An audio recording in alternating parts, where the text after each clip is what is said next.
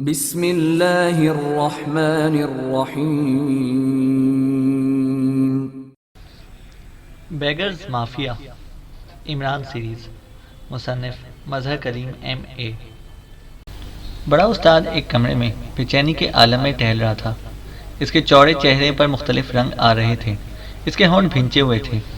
چند لمحوں بعد دروازہ کھلا اور ایک نوجوان اندر داخل ہوا۔ کیا ہوا؟ بڑے استاد نے چونک کر پوچھا۔ حکم کی تعمیل ہو گئی ہے بڑے استاد، آنے والے نے کہا۔ کیا پوزیشن ہے ان کی؟ بڑے استاد نے چونک کر پوچھا۔ تینوں بے ہوش ہیں اور آپ کے حکم کے مطابق انہیں رسیوں سے جکڑ دیا گیا ہے، آنے والے نے کہا۔ ان کی تلاشی لی تھی؟ بڑے استاد نے پوچھا۔ ہاں بڑے استاد، ان کی جیبوں سے مشین پسٹلز اور خنجر نکلے ہیں، آنے والے نے کہا۔ کسی ادارے کا کارڈ؟ بڑے استاد نے پوچھا۔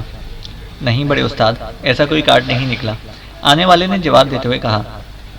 واگا ہاؤس کی مشینری آن کر دی ہے یا نہیں؟ بڑے استاد نے پوچھا۔ آن کر دی ہے بڑے استاد، آنے والے نوجوان نے جواب دیا۔ ٹھیک ہے، اب جا کر مشین کے سامنے بیٹھ جاؤ، اور جب ان میں سے کوئی ہوش میں آئے تو مجھے بلوا لینا، بڑے استاد نے کہا۔ حکم کی تعمیل ہوگی بڑے استاد، نوجوان نے کہا اور مڑ کر کمرے سے باہر نکل گیا۔ تو بڑا استاد ایک کرسی پر بیٹھ گیا۔ اس کے چہرے پر اب ہلکا سا کھچاؤ موجود تھا۔ یہ لوگ کون ہو سکتے ہیں جو آریہ بلڈنگ تک بھی پہنچ گئے؟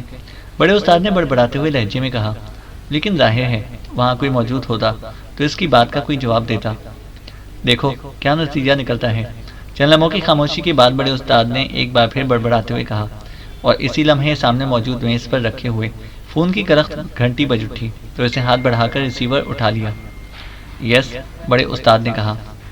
میں ابراہیم بول رہا ہوں بڑے استاد، میں نے پہلے بھی آپ کے مین آفس میں فون کیا تھا، وہاں سے مجھے بتایا گیا کہ آپ یہاں ہیں، اس لیے میں نے یہاں فون کیا ہے، دوسری طرف سے کہا گیا۔ کیا ہوا؟ کوئی خاص بات ہے جو تم نے فون کیا ہے؟ بڑے استاد نے کہا، کیونکہ ابراہیم اس کا نمبر 2 تھا اور بڑے استاد کے تمام قانونی اور غیر قانونی کاموں کا انچارج ابراہیم اپنے تمام معاملات میں خود مختار تھا اور وہ اپنی مرضی سے فیصلے کرتا تھا۔ بڑے استاد کو فون وہ اس وقت کرتا تھا جب معاملہ اس کی گرفت سے نکل جاتا تھا یا وہ اس مسئلے کو کسی صورت بھی حل نہ کر سکتا تھا۔ اس لیے اس کے فون آنے پر بڑے استاد نے اس سے پوچھا تھا کہ کیا کوئی خاص بات ہو گئی ہے؟ ہاں بڑے استاد، بڑا مسئلہ بن گیا ہے، سردار ہاشو اور استاد کالو میں براہ راست جنگ شروع ہو چکی ہے، ابراہیم نے کہا تو بڑا استاد بے اختیار اچھل پڑا۔ کیا کہہ رہے ہو؟ کیا مطلب؟ کیسی جنگ اور کیوں؟ بڑے استاد نے ہذیانی انداز میں چیختے ہوئے کہا۔ اس کے لیے واقعی یہ خبر انتہائی دھماکہ خیز تھی۔ میرے مخبروں نے جو اطلاع دی ہے اس کے مطابق سردار ہاشو نے استاد کالو کو ہلاک کرانے کے لیے نور قاتل کی خدمات حاصل کی۔ وہ نورے کے اڈے میں موجود تھا کہ استاد کالو کے نائب بخشو کو اطلاع مل گئی۔ اس نے استاد کالو کو بتایا تو استاد کالو بخشو اور 2 مسلح افراد کو لے کر کار میں نورے قاتل کے اڈے پر پہنچ گیا۔ وہاں ان دونوں کے درمیان تو تکار ہوئی اور پھر استاد کالو واپس آ گیا اور وہ اپنی کار کی طرف جا رہا تھا کہ نورے کے آدمیوں نے اپنے اڈے کی دوسری منزل سے اس کی پشت پر گولی چلا دی اور وہ سڑک پر گر گیا۔ اس دوران اس کے نائب بخشو اور اس کے 2 ساتھیوں نے عقبی طرف سے اڈے پر حملہ کر دیا اور راکٹ فائر کیے۔ نورے کے ساتھی بھی ہوشیار تھے، اس لیے خوفناک جنگ ہوئی۔ اس جنگ میں نورا اور اس کے ساتھی ہلاک ہو گئے۔ اس کا اڈا مکمل طور پر تباہ ہو گیا۔ بخشو اور اس کا ایک ساتھی مارا گیا اور دوسرا ساتھی زخمی ہونے کے باوجود بچ نکلا۔ سردار ہاشو بھی صحیح سلامت نکل جانے میں کامیاب ہو گیا۔ ادھر استاد کالو کو لوگوں نے جنرل ہسپتال پہنچایا۔ استاد کالو کے دوسرے نائب استاد رحمت کو جب ساری بات کا علم ہوا تو اس نے استاد کالو کو جنرل ہسپتال سے ایک پرائیویٹ ہسپتال میں منتقل کرا دیا اور خود اسے سردار ہاشو کو تلاش کرنا شروع کر دیا۔ پھر 2 کام ہی ایک ہی وقت میں ہوئے۔ سردار ہاشو کے آدمی استاد کالو کو تلاش کرتے پھر رہے تھے، وہ ہر قیمت پر استاد کالو کا خاتمہ کرنا چاہتے تھے۔ ادھر استاد رحمت سردار ہاشو کو تلاش کرتا پھر رہا تھا اور 2 کام یوں ہوئے کہ استاد رحمت کے آدمیوں نے سردار ہاشو کو تلاش کر لیا، وہ پہاڑی ماڑی والے اڈے پر موجود تھا، جبکہ سردار ہاشو کے آدمیوں نے استاد کالو کو تلاش کر لیا۔ اس کے بعد استاد رحمت کے آدمیوں نے پہاڑی ماڑی والے اڈے پر حملہ کر دیا۔ وہاں خوفناک لڑائی ہوئی اور اس لڑائی کے نتیجے میں نہ صرف اڈا تباہ ہو گیا بلکہ سردار ہاشو، اس کے 4 ساتھی، استاد رحمت اور اس کے 6 ساتھی بھی ہلاک ہو گئے۔ ادھر سردار ہاشو کے آدمیوں نے ہسپتال پر حملہ کیا، وہاں بھی خوفناک لڑائی ہوئی اور اس لڑائی کے نتیجے میں استاد کالو اور اس کے 5 ساتھی اور سردار ہاشو کے 6 ساتھی ہلاک ہو گئے ہیں، ابراہیم نے تفصیل سے بات کرتے ہوئے کہا۔ یہ سب بہت برا ہوا ہے، احمق آپس میں ہی لڑ پڑے، بڑے استاد نے کہا۔ ایسا ہونا ہی تھا بڑے استاد، اصل میں یہ ساری آگ استاد کالو کے نائب بخشو کی لگائی ہوئی تھی۔ وہ انتہائی چالاک، عیار اور تیز آدمی تھا۔ بہرحال اب یہ سب لوگ ختم ہو گئے ہیں اور بھکاریوں کے دونوں گروپ اب بغیر استاد اور سردار کے رہ گئے ہیں۔ میں نے فوری طور پر دونوں گروپوں کا چارج سنبھال لیا ہے اور میرے آدمی دونوں گروپوں کو کور کر رہے ہیں، لیکن اب ان کے بارے میں مستقل فیصلہ آپ نے کرنا ہے، ابراہیم نے کہا۔ دونوں گروپوں میں کتنے بھکاری ہیں؟ بڑے استاد نے پوچھا۔ صحیح تعداد کا تو مجھے علم نہیں ہے، لیکن میرا خیال ہے کہ 1000 سے زائد لوگ ہیں، ابراہیم نے جواب دیا۔ سنو ابراہیم، ان بھکاریوں کی وجہ سے سرکاری ادارے ہمارے پیچھے پڑ چکے ہیں، شاید وہاں تک ان کی کمائی کی خبر پہنچ گئی ہے، اور چونکہ سردار ہاشو اور استاد کالو انہیں حصہ نہ دیتے تھے اس لیے وہ ہمارے خلاف حرکت میں آ گئے ہیں۔ اب دو صورتیں ہیں، ایک تو یہ کہ ان تمام بھکاریوں کو دوسرے شہروں میں بھجوا دیا جائے، بعد میں جب حالات درست ہوں گے تب انہیں واپس بلا لیا جائے گا، لیکن اس دوران انتہائی قیمتی کمائی کے اڈے خالی ہو جائیں گے، اور اگر کوئی اور گروپ سامنے آ گیا اور اس نے ان اڈوں پر قبضہ کر لیا تو ہمارے لیے واپسی بڑی مشکل ہو جائے گی۔ دوسری صورت یہ ہے کہ سرکاری ادارے کے سربراہ کو ان بھکاریوں کی کمائی سے حصہ دے دیا جائے۔ تم کیا کہتے ہو؟ بڑے استاد نے کہا۔ بڑے استاد، سردار ہاشو نے 2 آدمیوں پر حملہ کرایا تھا، ایک کا نام ٹائیگر ہے اور دوسرے کا نام علی عمران، اور سردار ہاشو نہیں جانتا تھا، لیکن میں جانتا ہوں کہ ان دونوں کا تعلق سیکرٹ سروس سے ہے اور ہمارے خلاف یہی ادارہ کام کر رہا ہے۔ اس سے رشوت نہیں دی جا سکتی، البتہ یہ ہو سکتا ہے کہ اس ادارے کے ارکان کا سراغ لگا کر ان کا خاتمہ کرا دیا جائے، جس طرح ٹائیگر اور عمران کا خاتمہ کیا گیا ہے۔ مجھے پتہ چلا ہے کہ آریہ بلڈنگ میں بھی یہ لوگ پہنچ گئے تھے اور آپ نے انہیں بے ہوش کرا کر واگا ہاؤس میں پہنچا دیا ہے۔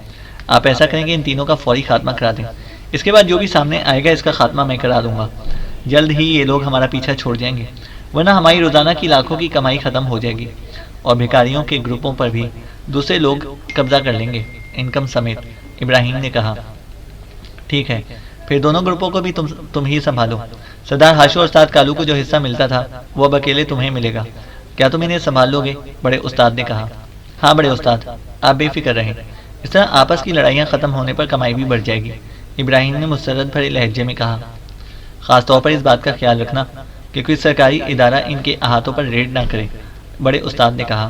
میں فوری طور پر ان سب کے احاطے بدل دیتا ہوں، ابراہیم نے جواب دیتے ہوئے کہا۔ یہ سرکاری معاملات عارضی ہیں، جلدی ان کا کوئی نہ کوئی حل نکل آئے گا، بے فکر رہو، بڑے استاد نے کہا، اور اس کے ساتھ ہی اس نے ریسیور رکھ دیا۔ اسی لمحے دروازہ کھلا اور ایک نوجوان اندر داخل ہوا۔ بڑے استاد، کاجو نے آپ کو بلایا ہے، نوجوان نے معتبانہ لہجے میں کہا۔ اوہ اچھا، میں آ رہا ہوں، بڑے استاد نے کہا اور ایک جھٹکے سے اٹھ کھڑا ہوا۔ آنے والا نوجوان ایک طرف ہٹ گیا تو بڑا استاد تیز تیز قدم اٹھاتا دروازے کی طرف بڑھ گیا۔ تھوڑی دیر بعد وہ ایک کمرے میں داخل ہوا تو ایک بڑی سی مشین کے سامنے بیٹھا ہوا نوجوان جس سے پہلے آ کر اطلاع دی تھی اٹھ کر کھڑا ہو گیا۔ مشین کی بڑی سی اسکرین پر ایک کمرے کا منظر نظر آ رہا تھا جس میں لوہے کی کرسیوں پر 3 افراد موجود تھے، جن میں سے 2 تو بے ہوش تھے جبکہ ایک آدمی ہوش میں تھا۔ بڑا استاد مشین کے سامنے رکھی ہوئی دوسری کرسی پر بیٹھ گیا۔ اس کے بیٹھنے کے بعد وہ نوجوان جس کا نام کاجو تھا کرسی پر بیٹھ گیا۔ یہ کیا کر رہا ہے؟ بڑے استاد نے کہا۔ جناب، یہ ہاتھ کھولنے کی کوشش کر رہا ہے، اس کے بازو کی حرکت بتا رہی ہے کہ یہ کوشش میں لگا ہوا ہے، کاجو نے مؤدبانہ لہجے میں کہا تو بڑے استاد نے اسبات میں سر ہلا دیا۔ بڑے استاد، یہ لوگ کون ہیں؟ کاجو نے پوچھا۔ یہی بات کرنے کے لیے تو میں نے انہیں آریہ بلڈنگ سے نکال کر واگا ہاؤس پہنچایا ہے۔ یہ جیسے ہی ہوش میں آئیں گے ظاہر ہے آپس میں باتیں کریں گے، اس طرح ہمیں ان کے بارے میں معلوم ہو جائے گا اور حقیقت کا علم ہو جائے گا، ورنہ یہ تربیت یافتہ لوگوں کا بے شک ریشہ کاٹ دو، یہ اصل بات نہیں بتائیں گے، بڑے استاد نے جواب دیا۔ یہ آدمی جو ہوش میں ہے، اس کے سر پر ضرب لگا کر اسے بے ہوش کیا گیا تھا، لیکن یہ دونوں آدمی تو گیس سے بے ہوش کیے گئے تھے، انہیں تو اس وقت تک ہوش نہیں آ سکتا جب تک انہیں گیس نہ سنگھائی جائے، کاجو نے کہا۔ ہاں تمہاری بات درست ہے، مجھے تو اس کا خیال ہی نہ آیا تھا، بہرحال دیکھو کیا ہوتا ہے، بڑے استاد نے کہا تو کاجو نے اس بات پہ سر ہلا دیا۔ تھوڑی دیر بعد اس آدمی نے جو ہوش میں تھا اپنے دونوں بازوؤں کو حرکت دینا شروع کر دی۔ اوہ بڑے استاد، یہ واقعی بڑے تربیت یافتہ لوگ ہیں، اس نے اپنے ہاتھ کھول لیے ہیں، کاجو نے حیرت بھرے لہجے میں کہا۔ ہاں، اور اب دیکھو ابھی اپنی انگلیوں کی مدد سے سائڈ پر موجود رسی کی گانٹھ کھول رہا ہے، بڑے استاد نے کہا، اور پھر چند لمحوں بعد جب سائڈ گانٹھ کھل گئی اور رسیاں ڈھیلی پڑ جانے کے بعد اس آدمی نے اپنے دونوں بازو رسیوں سے باہر نکالے تو کاجو کی آنکھیں حیرت سے پھیلنے لگیں، لیکن بڑا استاد خاموش بیٹھا ہوا تھا۔ یہ کچھ بڑبڑا رہا ہے، بڑے استاد نے کہا۔ ہاں بڑے استاد، لیکن آواز ہمیں سنائی نہیں دے سکتی، کاجو نے جواب دیا۔ وہ آدمی رسیاں کھول کر اٹھا اور پھر تیزی سے دروازے کی طرف بڑھ گیا۔ اسے ساتھ ساتھ چیک کرتے رہو، بڑے استاد نے کاجو سے کہا تو کاجو نے ہاتھ بڑھا کر مشین کا ایک بٹن پریس کر دیا، جبکہ بڑے استاد نے سامنے رکھے ہوئے فون کا ریسیور اٹھایا۔ اس کی نظریں اسکرین پر جمی ہوئی تھیں، پھر یہ منظر اس آدمی کی حرکت کے ساتھ ساتھ بدل رہا تھا۔ یہ آدمی واگا ہاؤس میں گھومتا پھر رہا تھا اور پھر مکان کو خالی دیکھ کر اس کے چہرے پر حیرت کے تاثرات ابھر رہے تھے۔ تھوڑی دیر بعد وہ جب گھومتا ہوا واپس مڑنے لگا تو بڑے استاد نے تیزی سے نمبر پریس کرنا شروع کر دیے۔ پھر دوسری طرف سے گھنٹی بجنے کی آواز سنائی دی۔ اس وقت یہ آدمی ایک کمرے کے قریب سے گزر رہا تھا۔ وہ یکلخت چونکا اور اس نے کمرے کا دروازہ کھول دیا۔ اندر داخل ہو کر وہ ایک الماری کی طرف بڑھا اور پھر اس نے الماری کے پٹ کھول دیے۔ الماری میں ایک فون موجود تھا۔ اس آدمی نے ہاتھ بڑھا کر ریسیور اٹھا لیا۔ یس، فون کے ریسیور سے اس آدمی کی آواز سنائی دی۔ بڑا استاد بول رہا ہوں مسٹر، جو بھی تمہارا نام ہوگا میں تمہیں مسٹر اے کے نام سے پکاروں گا۔ تم نے ہوش میں آنے کے بعد رسیاں کھولنے کے لیے جو جدوجہد کی ہے اس کا مجھے علم ہے، اور اس وقت بھی میں تمہیں ایک اسکرین پر دیکھ رہا ہوں، بڑے استاد نے بڑے کھلے انداز میں بات کرتے ہوئے کہا۔ کاجو خاموش بیٹھا ہوا تھا۔ پھر جیسے جیسے بات چیت آگے بڑھتی گئی کاجو کے چہرے پر حیرت کے تاثرات پھیلتے چلے گئے، کیونکہ اس آدمی کو بڑے استاد کا اصل نام بھی معلوم تھا، لیکن بڑے استاد کے چہرے پر حیرت کے تاثرات موجود نہ تھے۔ بڑے استاد نے اس سے پوچھا کہ اسے آریہ بلڈنگ کے بارے میں کس نے بتایا، اور جب اس نے آدمی نے جواب میں بتایا کہ اس نے انکوائری سے فون نمبر کے ذریعے آریہ بلڈنگ کا پتہ چلایا ہے تو بڑا استاد یکلخت کھیل اٹھا۔ اوہ اچھا، ٹھیک ہے، اس کا مطلب ہے کہ کسی نے غداری نہیں کی۔ بہرحال اب ہمیشہ کے لیے اجازت، بڑے استاد نے کہا، اور اس کے ساتھ ہی اس نے ریسیور رکھ دیا۔ واگا ہاؤس کو بلاسٹ کر دو، بڑے استاد نے تیز اور تحکمانہ لہجے میں کاجو سے کہا۔ اچھا بڑے استاد، کاجو نے کہا، اور اس کے ساتھ ہی اس نے مشین کو آپریٹ کرنا شروع کر دیا، جبکہ وہ آدمی فون والے کمرے سے نکل کر دوڑتا ہوا اس کمرے کی طرف بڑھا چلا جا رہا تھا جہاں اس کے ساتھی موجود تھے۔ اور پھر جیسے ہی وہ آدمی اس کمرے میں داخل ہوا کاجو نے ایک بڑا سا ہینڈل کھینچا اور اس کے ساتھ ہی اسکرین پر یکلخت دھند سی چھا گئی، اور پھر چند ہی لمحوں میں یہ دھند ختم ہو گئی۔ اب اسکرین سپاٹ تھی۔ واگا ہاؤس مکمل طور پر تباہ ہو گیا بڑے استاد، کاجو نے کہا تو بڑے استاد نے بے اختیار ایک طویل سانس لیا۔ یہ تو ختم ہوئے، اب جو اور آئیں گے ان سے بھی نبٹ لوں گا، بڑے استاد نے اٹھتے ہوئے کہا۔ بڑے استاد، ان تینوں کو ویسے بھی تو گولیوں سے اڑایا جا سکتا تھا، کاجو نے اٹھ کر جھجکتے ہوئے لہجے میں کہا۔ ہاں، لیکن میں انہیں ہوش میں لا کر ان سے اصل حالات معلوم کرنا چاہتا تھا، خاص طور پر یہ بات کہ انہیں آریہ بلڈنگ کے بارے میں کس نے بتایا ہے۔ یہ ایسی بات تھی جس کا معلوم کرنا انتہائی ضروری تھا، اور تم نے دیکھا کہ اگر ہمارا کوئی آدمی وہاں ہوتا تو یہ لامحالہ اسے مار گراتے، اور جہاں تک واگا ہاؤس کا تعلق ہے تو اس کی تباہی سے کوئی خاص فرق نہیں پڑتا۔ چیف ایسے کئی اور واگا ہاؤس تیار کرا چکا ہے، بڑے استاد نے کہا اور واپس مڑ گیا۔ تھوڑی دیر بعد وہ اپنے پہلے والے کمرے میں پہنچ کر بیٹھ گیا۔ اس نے کرسی پر بیٹھنے سے پہلے الماری سے شراب کی ایک بوتل نکالی اور ساتھ پڑا ہوا گلاس اٹھا کر اس نے دونوں کو میز پر رکھا، اور پھر کرسی پر بیٹھ کر اس نے شراب کو گلاس میں ڈالا اور پھر چسکیاں لے لے کر پینا شروع کر دی۔ ابھی نصف گلاس ہی اسے پیا تھا کہ بے اختیار ایک خیال اس کے ذہن میں ابھرا اور وہ چونک پڑا۔ اس نے گلاس میز پر رکھا اور ریسیور اٹھا کر تیزی سے نمبر پریس کرنا شروع کر دیے۔ یاور بول رہا ہوں، رابطہ قائم ہوتے ہی ایک مردانہ آواز سنائی دی۔ بڑا استاد بول رہا ہوں، بڑے استاد نے کہا۔ اوہ جناب، حکم فرمائیے، دوسری طرف سے چونک کر کہا گیا۔ واگا ہاؤس تمہارے ہوٹل کے قریب ہے، دیکھا ہوا ہے تم نے اسے؟ بڑے استاد نے کہا۔ بالکل جناب، دیکھا ہوا ہے، یاور نے بھی جواب دیتے ہوئے کہا۔ لہجہ مؤدبانہ تھا۔ میں نے اسے بلاسٹ کرایا ہے، تم وہاں جاؤ اور صورتحال دیکھ کر مجھے رپورٹ دو۔ وہاں 3 آدمی موجود تھے، تم نے خاص طور پر یہ معلوم کرنا ہے کہ یہ تینوں ہلاک ہوئے ہیں یا نہیں، بڑے استاد نے کہا۔ جی اچھا، آپ کس نمبر پر ہیں جناب؟ یاور نے پوچھا۔ تو بڑے استاد نے نمبر بتا کر ریسیور رکھ دیا اور ایک بار پھر گلاس اٹھا کر شراب کی چسکیاں لینا شروع کر دی۔ گوئے سے 100% یقین تھا کہ یہ تینوں سرکاری آدمی ہلاک ہو گئے ہوں گے، لیکن اس کے باوجود اسے خیال آیا تھا کہ اسے تسلی کرا لینی چاہیے، اس لیے اسے یاور کو فون کر کے رپورٹ دینے کو کہا تھا۔ اور پھر تقریباً نصف گھنٹے کے بعد فون کی گھنٹی بج اٹھی تو بڑے استاد نے ریسیور اٹھا لیا۔ بڑا استاد بول رہا ہوں، بڑے استاد نے کہا۔ یاور بول رہا ہوں جناب، دوسری طرف سے یاور کی مؤدبانہ آواز سنائی دی۔ ہاں، کیا رپورٹ ہے؟ بڑے استاد نے پوچھا۔ جناب، واگا ہاؤس مکمل طور پر تباہ ہو گیا ہے، البتہ وہاں ایک کمرے سے 3 آدمی انتہائی زخمی حالت میں ملے ہیں، یاور نے کہا تو بڑا استاد بے اختیار چونک پڑا۔ اس کے چہرے پر حیرت کے تاثرات ابھر آئے تھے۔ زخمی؟ یہ کیسے ہو سکتا ہے؟ بڑے استاد نے کہا۔ جناب، مجھے یہی بتایا گیا ہے کہ وہ شدید زخمی تھے، مجھ سے پہلے پولیس انہیں ایمبولینس میں ڈال کر جنرل ہسپتال بھجوا چکی تھی، اس لیے میں نے خود تو انہیں دیکھا نہیں، البتہ بتایا یہی گیا ہے کہ وہ تینوں انتہائی زخمی حالت میں تھے اور شاید ہسپتال پہنچنے سے پہلے ہی راستے میں ہلاک ہو جائیں، یاور نے جواب دیتے ہوئے کہا۔ ٹھیک ہے، بڑے استاد نے کہا اور اس کے ساتھ ہی اس نے کریڈل دبایا اور پھر ٹون آنے پر اسے انکوائری کے نمبر پریس کر دیے۔ Enquiry please. رابطہ قائم ہوتے ہی ایک نسوانی آواز سنائی دی۔ جنرل ہسپتال کے شعبہ حادثات کا نمبر بتائیں۔ بڑے استاد نے کہا تو دوسری طرف سے نمبر بتا دیا گیا۔ بڑے استاد نے کریڈل دبایا اور پھر ٹون آنے پر اسے نمبر پریس کرنا شروع کر دیا۔ شعبہ حادثات، جنرل ہسپتال۔ رابطہ قائم ہوتے ہی ایک نسوانی آواز سنائی دی۔ ایک مکان کے تباہ ہونے سے 3 زخمی ہسپتال لائے گئے ہیں، ان کی کیا پوزیشن ہے؟ بڑے استاد نے کہا۔ یہ مکان کہاں تباہ ہوا ہے؟ دوسری طرف سے پوچھا گیا۔ کناری کے محلے میں، بڑے استاد نے جواب دیا۔ اس کے تمام زخمی وفات پا گئے ہیں، دوسری طرف سے جواب دیا گیا۔ کیا تینوں؟ بڑے استاد نے چونک کر پوچھا۔ ہاں تینوں، دوسری طرف سے کہا گیا تو بڑے استاد نے اطمینان کا ایک طویل سانس لیتے ہوئے ریسیور رکھ دیا۔ اس کے چہرے پر کامیابی کے تاثرات نمایاں تھے۔ اس کا تجربہ تھا کہ سرکاری لوگ موت سے بے حد ڈرتے ہیں، اس لیے جب ان تینوں کی موت کا علم باقی لوگوں کو ہوگا تو پھر وہ ان کے خلاف عملی کام کرنے پر آمادہ ہی نہ ہوں گے، اور وہ کاغذی کارروائیاں تو بہرحال ہوتی ہی رہتی ہیں۔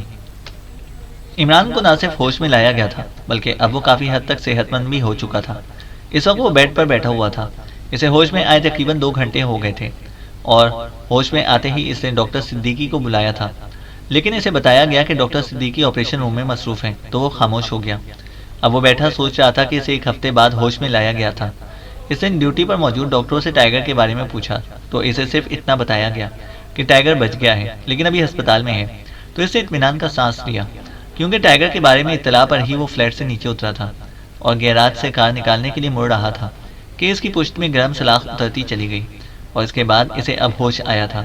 وہ بیٹھا سوچ رہا تھا کہ نہ جانے صدیقی اور اس کے ساتھیوں نے اب تک اس بھکاری مافیا کے بارے میں کیا کیا ہے۔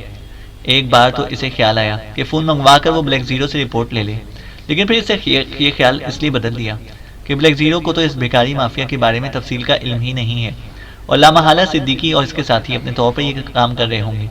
اس لیے اسے سوچا کہ پہلے ڈاکٹر صدیقی سے مل کر اپنی اور ٹائیگر کی ہی اسپتال سے رخصتی کی اجازت حاصل کر لے، پھر اس کے بعد جو کارروائی ہوگی وہ کرے۔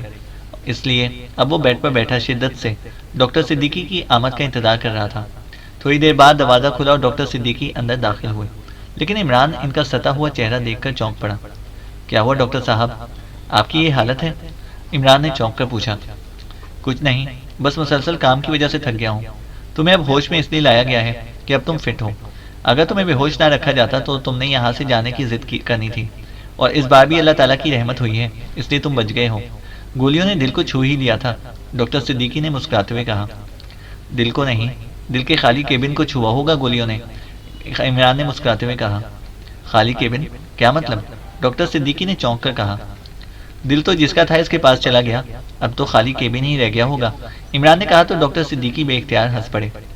بہرحال اللہ تعالیٰ کا کرم ہو گیا ہے، اور ہاں ٹائیگر بھی اب ٹھیک ہو گیا ہے، اسے بھی آج ہی رخصت مل جائے گی۔ لیکن یہ بتاؤ کہ کیا سیکرٹ سروس پر گردش کے دن آ گئے ہیں؟ ڈاکٹر صدیقی نے کہا تو عمران بے اختیار چونک پڑا۔ گردش کے دن؟ کیا مطلب؟ عمران نے چونک کر پوچھا۔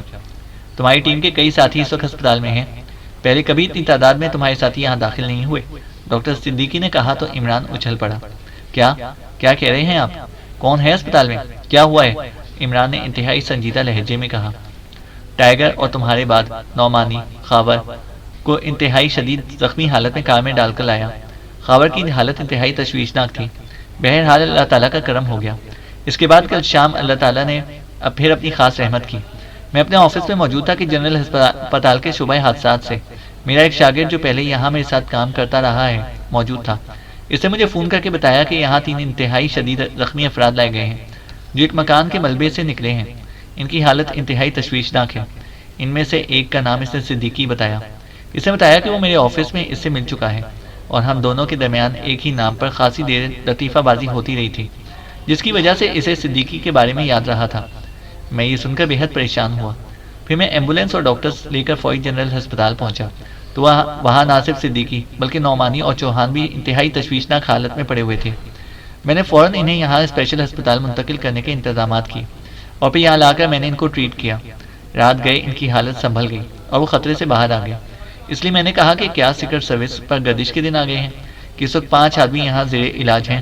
ڈاکٹر صدیقی نے کہا تو عمران کی حالت دیکھنے والی تھی۔ کیا یہ سب ہوش میں ہیں؟ عمران نے پوچھا۔ ہاں، کیوں؟ ڈاکٹر صدیقی نے چونک کر کہا۔ کیا میں ان سے مل سکتا ہوں؟ عمران نے کہا۔ ہاں، میں نے ان سب کو سوائے ٹائیگر اور تمہارے ایک ہی ہال میں رکھا ہوا ہے، ڈاکٹر صدیقی نے کہا۔ تو ڈاکٹر صاحب پلیز میرا لباس بھجوا دیں اور ٹائیگر کو بھی وہاں بھجوا دیں، عمران نے کہا۔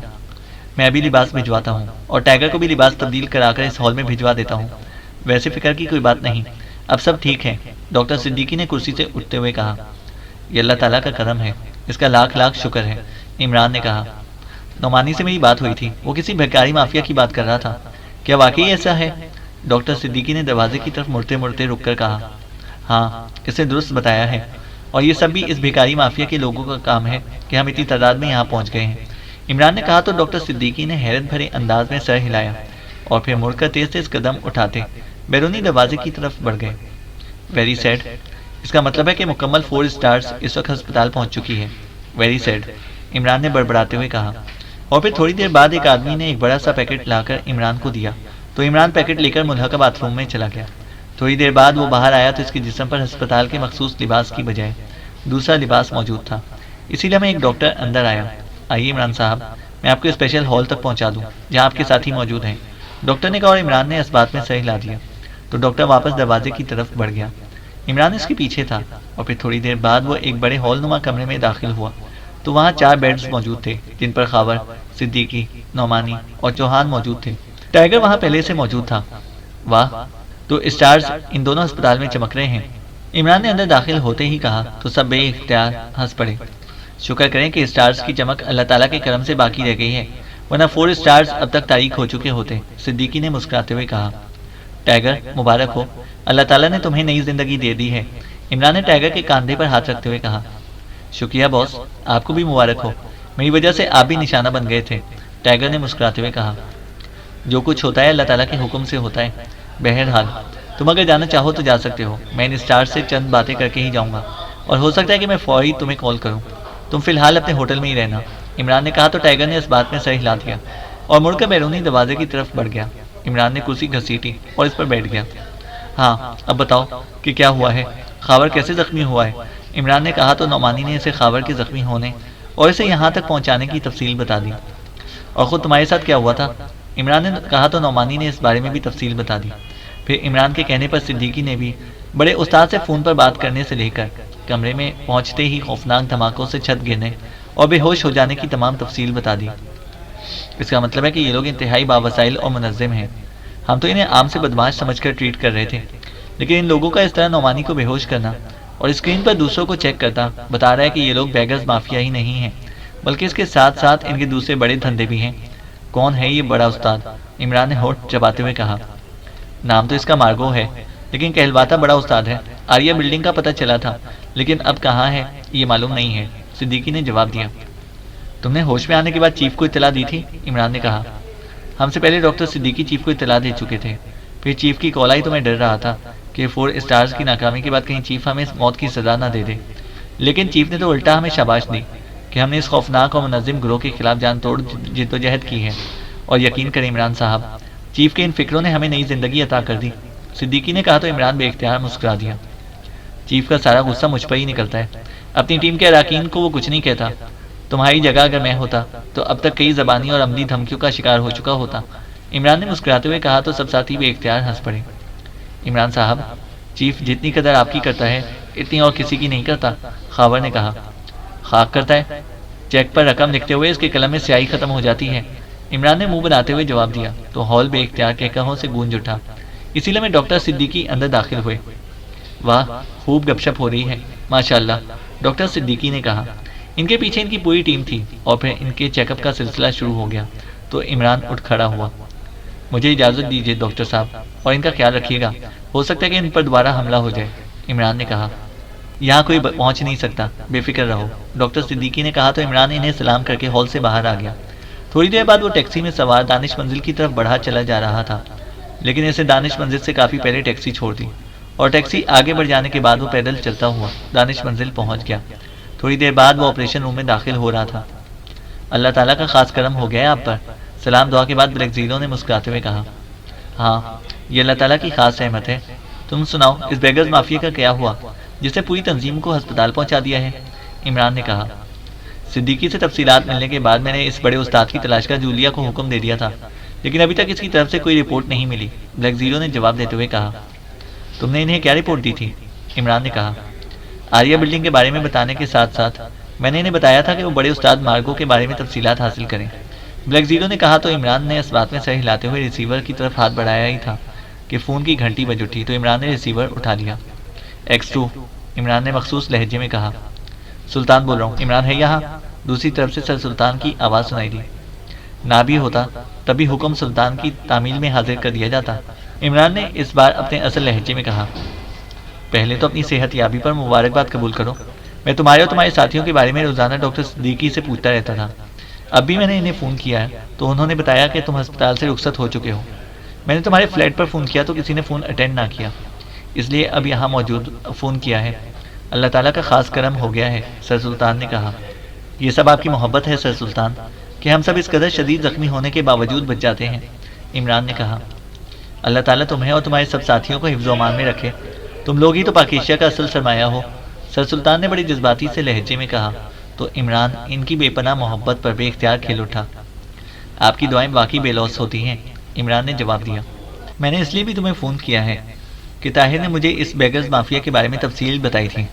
میں نے اس سلسلے میں جب صدر صاحب سے بات کی تو وہ بھی بے حد پریشان ہوئے تھے، چنانچہ ان کے حکم پر وزارت سماجی بہبود نے پورے ملک میں فقیروں کا سروے شروع کر دیا ہے۔ یہ سروے اخباری نمائندوں کے روپ میں ہوگا تاکہ فقیروں اور ان کے گرگوں میں خوف نہ پھیل جائے۔ ایسی صورت میں انہیں غائب بھی کیا جا سکتا ہے، اس طرح سروے نامکمل رہ جاتا۔ چونکہ صدر صاحب کی خصوصی ہدایات پر بہت بڑے پیمانے پر سروے شروع کیا گیا تھا، اس لیے صرف 4 روز میں مکمل ہو گیا۔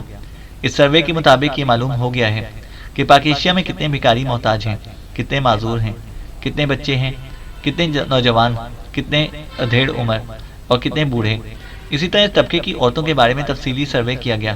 اس سروے میں بھی یہ بات سامنے آئی کہ ان بھیکاریوں میں بڑی بڑی فیملیز بھی شامل ہیں جو آباء و اجداد سے یہی کام کرتی ہیں، اور اس پوری فیملی کے بچوں سے لے کر بوڑھوں تک سب کا پیشہ بھیک مانگنا ہے، اور یہ لوگ اسے اپنی فیملی یا برادری سے باہر نکال دیتے ہیں، جو بھیک مانگنے کی بجائے محنت مزدوری یا کوئی اور کام کرنا شروع کر دیتا ہے۔ بہرحال اس سروے سے اصل حقائق جب حکومت کے سامنے آئے تو حکومت چونک پڑی، چنانچہ فوری طور پر صدر صاحب نے چند ایسے ماہرین کی کمیٹی بنا دی اور اسے پابند کر دیا کہ وہ 2 روز کے اندر اندر تمام بھیکاریوں کو کارآمد شہری بنانے کی ایسی تجاویز پیش کریں جو قابل عمل بھی ہوں اور فائدہ مند بھی۔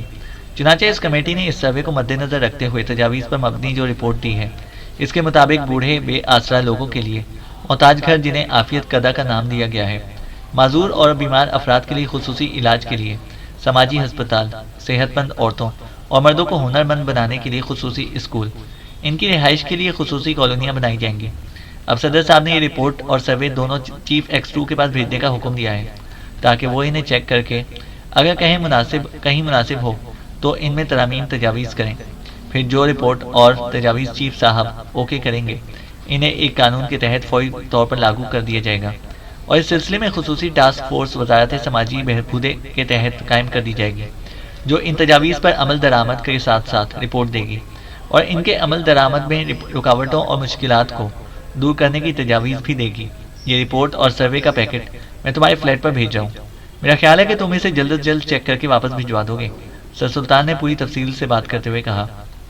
اس کے باوجود بھی لوگ بھیک مانگیں گے تو ان کا کیا ہوگا؟ عمران نے کہا۔ ہاں میں یہ بتانا بھول گیا تھا کہ ساتھ ہی انسداد گداگری کی انتہائی سخت قانون بنایا گیا ہے جس کے تحت بھیک مانگنا سنگین جرم قرار دے دیا جائے گا اور اس کی سزا بھی بے حد سخت ہوگی، سر سلطان نے جواب دیتے ہوئے کہا۔ یہ رپورٹ اور سروے بھجوانے کی ضرورت نہیں ہے سر سلطان، وزارت سماجی بہبود کے حکام نے آپ کے ساتھ اور صدر صاحب کے ساتھ سنگین مذاق کیا ہے، عمران نے اس بار انتہائی سنجیدہ لہجے میں کہا تو سامنے بیٹھا ہوا بلیک زیرو بھی بے اختیار چونک پڑا۔ اس کے چہرے پر حیرت کے تاثرات ابھر آئے تھے۔ کیا کہہ رہے ہو؟ کیا تم ہوش میں ہو؟ سر سلطان نے انتہائی غصیلے لہجے میں کہا۔ سر سلطان، آپ اور صدر صاحب جیسے درد دل رکھنے والے اعلیٰ حکام 2-4 ہی لوگ ہوں گے۔ آپ نے بلیک زیرو کے فون پر انتہائی درمندی سے یہ سارا کام کرایا ہے، وہ اپنی جگہ درست ہے، لیکن آپ کو یہ نہیں بتایا گیا کہ جو کچھ اس کمیٹی نے رپورٹ میں لکھا ہے اور جو تجاویز دی گئی ہیں وہ سب پہلے سے یہاں موجود ہیں۔ یہاں عافیت کدوں کے نام سے محکمہ سماجی بہبود کے تحت محتاج گھر قائم ہیں۔ یہاں پاک ایشیا میں ایک عافیت کدے کا دورہ تو میں نے ذاتی طور پر کیا تھا، وہاں 8 بوڑھے اپنی زندگی کے دن گن رہے ہیں۔ کاغذوں میں تو انہیں روزانہ پھل، گوشت اور اعلیٰ غذائیں دی جاتی ہیں۔ ان کے لباس ڈرائی کلینر سے واش کرائے جاتے ہیں۔ شدید گرمیوں میں ان کے کمروں میں اے سی چلتے ہیں۔ سردیوں میں انہیں اعلیٰ گرم لباس مہیا کیا جاتا ہے۔ ان کے کمروں میں گیس اور بجلی کے ہیٹر چلتے ہیں۔ کاغذوں میں یہ سب کچھ ہوتا ہے، لیکن آپ وہاں جا کر دیکھیں تو وہ لوگ انتہائی گندی حالت اور انتہائی میلے کچیلے کپڑوں میں ملبوس انتہائی گندے ماحول میں پڑے زندگی گزار رہے ہیں۔ اسی طرح محتاج گھر بھی ہیں جہاں معذور اور محتاج لوگوں کو رکھا جاتا ہے۔ ووکیشنل انسٹیٹیوٹ بھی ہیں جہاں غریب لوگوں کو مفت ہنر سکھائے جاتے ہیں تاکہ وہ بھیک مانگنے کی بجائے محنت سے روزی کما سکیں اور معاشرے کے مفید شہری بن سکیں۔ ہسپتالوں میں بھی علیحدہ شعبے موجود ہیں جہاں ایسے لوگوں کا علاج بھی مفت کیا جاتا ہے۔ یہ سب کچھ پہلے سے فائلوں میں موجود ہے۔ مزید کیا کیا جائے گا؟ اور پھر کر بھی لیا جائے تو اس سے کیا ہوگا؟ 1-2 ماہ تک بڑے زور و شور سے کام ہوگا۔ اس کے بعد یہ کام کرپشن اور غبن کا شکار ہو کر پھر اس دھرے پر پہنچ جائے گا جہاں اس وقت پہلے والے ادارے موجود ہیں۔ پھر ان پر قوم کا سرمایہ ضائع کرنے کا فائدہ؟ وزارت سماجی بہبود کو آپ اور صدر صاحب کو بتانا چاہیے تھا کہ یہ سب ادارے نہ صرف موجود ہیں بلکہ کام کر رہے ہیں اور قوم کا سرمایہ بے دریغ ان پر خرچ ہو رہا ہے۔ اس کے باوجود پورے ملک میں لاکھوں بھکاری موجود ہیں۔ عمران نے بھی سر سلطان کی طرح مسلسل بولتے ہوئے کہا، کیا تم ٹھیک کہہ رہے ہو یا یہ بھی کوئی مذاق ہے؟ سر سلطان نے انتہائی حیرت بھرے لہجے میں کہا، نہیں سر سلطان، میں جو کچھ کہہ رہا ہوں وہ 100% درست ہے۔ ہمارے ملک کا سب سے بڑا المیہ یہی ہے کہ یہاں کاغذوں اور فائلوں میں سب کچھ ہوتا رہتا ہے لیکن عملی طور پر کچھ نہیں ہوتا۔ عمران نے انتہائی سنجیدہ لہجے میں جواب دیتے ہوئے کہا، یہ تم نے عجیب بات کی ہے۔ اگر ایسے ادارے پہلے سے موجود ہیں تو پھر دوبارہ انہیں بنانے کی تجاویز کیوں دی گئی؟ کیا کمیٹی میں شریک افراد کو ان کا علم نہ تھا؟ سر سلطان شاید ابھی تک حیرت میں مبتلا تھے۔ ہو سکتا ہے کہ انہیں معلوم نہ ہو، اور یہ بھی ہو سکتا ہے کہ گداگروں کی ایک اور کھیپ تیار کرنے کے لیے ایسی رپورٹ دی گئی ہو۔ عمران نے کہا، گداگروں کی ایک اور کھیپ؟ کیا مطلب؟ سر سلطان نے چونک کر کہا، ان اداروں کے انچارج جو غریبوں، یتیموں، معذوروں اور کمزور لوگوں کو ملنے والی امداد کھا جاتے ہیں، کیا وہ گداگر نہیں ہیں؟ کیا ضروری ہے کہ گداگر وہی ہوتا ہے جو ہاتھ پھیلائے؟ جو کمزوروں کے منہ سے نوالا چھین لیتے ہیں وہ گداگر نہیں ہوتے؟ عمران نے جواب دیا، تم ٹھیک کہہ رہے ہو، لیکن قانون انسداد گداگری تو بننا چاہیے۔ سر سلطان نے کہا تو عمران بے اختیار ہنس پڑا۔ اب میں کیا کہوں، آپ ناراض ہو جائیں گے؟ عمران نے ہنستے ہوئے کہا۔ کیا مطلب؟ میں کیوں ناراض ہوں گا؟ سر سلطان نے کہا۔ سر سلطان، آپ سیکرٹری وزارت خارجہ ہیں، آپ کا تعلق ملک کے خارجہ معاملات سے ہے۔ یہ قانون 15-16 سال پہلے بن چکا ہے اور کہاں پر نافذ ہے یا وزارت قانون سے معلوم کر لیں۔ عمران نے کہا، نہیں، یہ کیسے ہو سکتا ہے کہ قانون موجود ہو اور اس کے باوجود چوکوں اور بازاروں میں لاکھوں گداگر پھرتے ہوں اور پولیس انہیں گرفتاری نہ کرے؟ نہیں، یہ غلط ہے، تم خواہ مخواہ مجھے چکر دے رہے ہو، سر سلطان نے غصیلے لہجے میں کہا۔ آپ کا کیا خیال ہے؟ کیا پولیس قانون کے مجرموں کو پکڑتی ہے؟ نہیں جناب، وہ ان لوگوں کو پکڑتی ہے جن سے انہیں کوئی مفاد مل سکے۔ آپ کو تو معلوم نہیں ہو سکتا۔ آپ اپنے ملازموں، چوکیداروں اور چپڑاسیوں سے پوچھ سکتے ہیں کہ نشہ کرنا جرم ہے، لیکن سر عام سڑکوں پر لوگ نشہ کر رہے ہوتے ہیں، لیکن پولیس انہیں دیکھنے کے باوجود کچھ نہیں کہتی بلکہ خود کان دبا کر نکل جاتی ہے، اس لیے کہ ان نشہ کرنے والوں سے انہیں کوئی مفاد نہیں مل سکتا اور وہ انہیں جیلوں اور حوالاتوں میں نہیں ڈال سکتے کیونکہ انہیں نشہ مہیا کرنا پڑے گا ورنہ وہ مر جائیں گے اور پولیس کو اپنے خلاف قتل کا مقدمہ بھگتنا پڑے گا۔ اسی طرح پولیس کو ان گداگروں کو پکڑ کر کیا ملنا ہے؟ الٹا انہیں جیب سے کھانا کھلانا پڑے گا۔ اور سر سلطان صاحب، قانون کی کتابوں میں سینکڑوں ہزاروں ایسے قوانین موجود ہیں جو باقاعدہ قوانین ہیں اور نافذ ہیں، لیکن ان پر کوئی عمل نہیں کرتا، ان کے خلاف کوئی ایجنسی حرکت میں نہیں آتی۔ عمران نے جواب دیتے ہوئے کہا، نہیں، ایسا ممکن ہی نہیں ہے، میں نہیں مانتا، سر سلطان نے سخت لہجے میں کہا۔ اچھا، آپ کو معلوم ہے کہ ایک قانون بنایا گیا ہے کہ نابالغ افراد کو کوئی دکاندار سگریٹ فروخت نہیں کر سکتا، اور ابھی حال ہی میں قانون بنا ہے اور اخبار میں بھی مسلسل اور بڑے بڑے اشتہارات شائع کیے گئے تھے وزارت صحت کی طرف سے۔ عمران نے کہا، ہاں مجھے یاد ہے، اور یہ بہت اچھا قانون ہے، اس طرح نوجوان نسل سگریٹ کی لعنت کا شکار ہونے سے بچ جائے گی۔ سر سلطان نے کہا تو عمران بے اختیار ہنس پڑا۔ اب آپ سروے کرائیں کہ پولیس نے اس قانون کے تحت کتنے دکانداروں کو پکڑا ہے، انہیں عدالتوں سے سزا دلوائی ہے، اور اپنے ملازم کے نابالغ لڑکے کو پیسے دے کر بھیج دیں اور اسے کہیں کہ سگریٹ کی ڈبیاں لے آئے، پھر دیکھیں دکاندار اسے دیتا ہے یا نہیں۔ عمران نے کہا، تو تمہارا مطلب ہے کہ یہ ساری قانون سازی غلط ہے، اس کا کوئی فائدہ نہیں؟ سر سلطان نے جھلائے ہوئے لہجے میں کہا، قانون سازی تو فائدہ مند ہوتی ہے، لیکن قانون بنا تو دیے جاتے ہیں مگر ان پر عمل نہیں کرایا جاتا۔ آپ اپنے اس گداگری کے قانون کے تحت پولیس کے اعلیٰ افسر کو کہتے ہیں کہ اب اگر کوئی گداگر نظر آیا تو اسے چوک پر پھانسی دے دی جائے۔ اور پھر واقعی ایک دو کو پھانسی دے دیں، پھر آپ دیکھیں کہ کیسے عمل نہیں ہوتا۔ ہمارے اعلیٰ حکام اپنے کاموں میں لگ جاتے ہیں اور یہ بھول جاتے ہیں کہ کوئی قانون بھی بنا تھا اور اس پر عمل بھی کرنا ہے، اور عام پولیس تو ظاہر ہے وہی کام کرتی ہے جس سے اسے مفادات ملتے ہیں۔ عمران نے جواب دیتے ہوئے کہا، چلو یہ سب غلط صحیح، لیکن ان گداگروں کے لیے جو کالونیاں بنانے کی تجویز ہے اس کے بارے میں تم کیا کہتے ہو؟ سر سلطان نے کہا، ضرور بنائیں، لیکن یہ لوگ جو خانہ بدوش ہیں یہ انہیں فروخت کر کے پھر خانہ بدوشی شروع کر دیں گے۔ ویسے آپ کو تو معلوم ہے کہ پاک ایشیا میں کتنے فیصد لوگوں کے پاس اپنا ذاتی گھر نہیں ہے؟ عمران نے کہا۔ نہیں، مجھے کیسے معلوم ہو سکتا ہے؟ سر سلطان نے کہا، میں کچھ عرصہ پہلے ایک سروے رپورٹ پڑھ رہا تھا، اس کے مطابق 86% پاک ایشیاؤں کے پاس ذاتی رہائش نہیں ہے، صرف 14% پاک ایشیاؤں کے پاس ذاتی گھر ہیں۔ اس کی وجہ سروے میں بتائی گئی تھی، ملک میں ہر سال 5,70,000 مزید گھروں کی ضرورت ہوتی ہے، لیکن صرف 3 لاکھ گھر تعمیر ہوتے ہیں۔ اسی طرح سالانہ 2,70,000 گھروں کی قلت میں اضافہ ہو جاتا ہے۔ اس کی بڑی وجہ بھی سروے میں بتائی گئی تھی کہ پاک ایشیا کی 81% فیملیوں کی ماہانہ آمدنی اتنی کم ہے کہ وہ مکان بنانے یا تعمیر شدہ مکان خریدنے کے متمحل نہیں ہیں۔ اور سب سے بڑی بات تو یہ ہے کہ میرے پاس ذاتی گھر نہیں ہے، میں بھی مانگے کے فلیٹ میں رہتا ہوں۔ عمران نے کہا تو بلیک زیرو بے اختیار مسکرا دیا۔ تم اتنی ہولناک باتیں کی ہیں عمران کہ شاید اب مجھے فکر سے نیند بھی نہ آئے۔ اگر ہمارے ملک کے عوام کے یہ حالات ہیں تو یہ ہمارے لیے انتہائی باعث شرم ہے۔ بہرحال اب تم بتاؤ کہ ان گداگروں کے بارے میں کیا کیا جائے؟ سر سلطان نے کہا، جو تجاویز ہیں ان پر عمل کریں، پہلے سے جو کچھ موجود ہے اسے بھی درست کرائیے، لیکن ان کی باقاعدہ و مستقل نگرانی کرائیے، پھر تو ٹھیک ہے، ورنہ سوائے وقت اور رقم کے ضیاع کے اور کوئی فائدہ نہیں ہوگا۔ عمران نے جواب دیتے ہوئے کہا، ٹھیک ہے، اب ایسا ہی ہوگا۔ سر سلطان نے کہا اور اس کے ساتھ ہی رابطہ ختم ہو گیا۔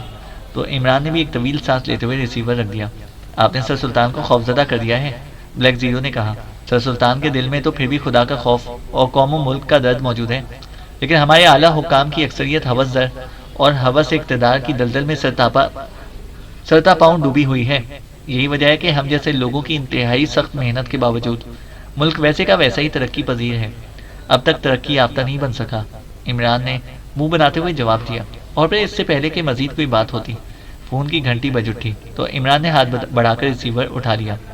ایکسٹرو، عمران نے مخصوص لہجے میں کہا۔ جولیا بول رہی ہوں باس، دوسری طرف سے جولیا کی مؤدبانہ آواز سنائی دی۔ یس، کیا رپورٹ ہے؟ عمران نے مخصوص لہجے میں کہا۔